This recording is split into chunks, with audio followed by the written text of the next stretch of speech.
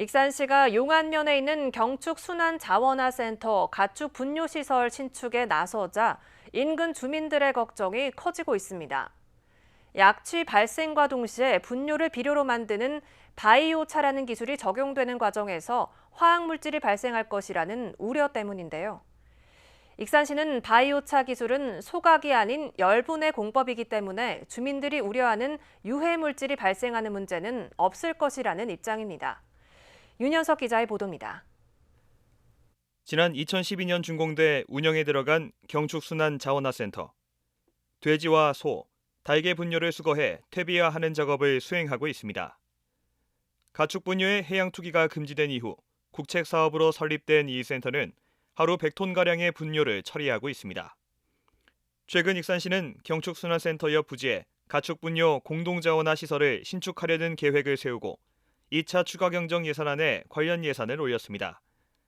이에 대해 경축순환센터 인근 주민들이 반발하고 나섰습니다.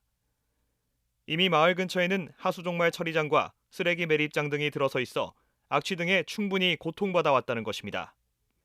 가축 분뇨 공동자원화 시설에서 발생하는 유해 물질에 대한 우려의 목소리도 나왔습니다.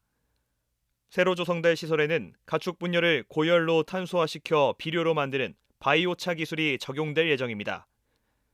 주민들은 바이오차 기술이 국내에서는 처음 도입되는 데다 분뇨를 고열로 처리하는 과정에서 화학물질 등 건강에 피해를 끼칠 수 있는 물질이 발생될까 걱정이라고 밝혔습니다. 걱정되지 뒤면서 걱정이 대한 걱정이 가스로 많이 내릴 때가 죽잖아요. 그렇지 장정마을 저기 있고 장정마을 거기 동네 사람 다 먹고 나왔다니까. 해가 안 좋아서 다 죽었잖아요. 해 송아리잖아요. 해가. 그렇다면 가스 때문에 사람이 인체 많이 해볼까 걱정이 되지. 하지만 익산시는 바이오차 기술의 경우 소각이 아닌 열분해 방식이기에 유해물질 발생 가능성이 낮다고 말합니다. 또 국내에서는 기술 도입 사례가 없지만 해외에서는 몇몇 도입 사례가 있으며 안정성에도 문제가 없을 것이라고 밝혔습니다. 저희가 하는 그 자원화 시설이 소각 시설이 아니에요. 소각이 아닌 열분해 방식으로 하는 거기 때문에 대기 오염이나 이런 부분은 다 그 처리 공법에다 처리하게 되어 있죠. 배출 가스량이 적어서 오염 물질도 적게 발생하고 그리고 가스를 연소해가지고 분진의 농도나 이런 것도 적게 배출하는 방식이다. 이렇게 이제 말씀드렸습니다. 이런 가운데 익산시가 공동자원화 시설 조성 과정에서 주민 공론화 과정을 제대로 진행하지 않았다는 의혹이 제기됐습니다. 25일 열린 제245회 익산시의회 임시회 5분 발언에서 용안 가축 분뇨 공동자원화 시설 조성을 원점에서 재검토해야 한다는 목소리가 나왔습니다.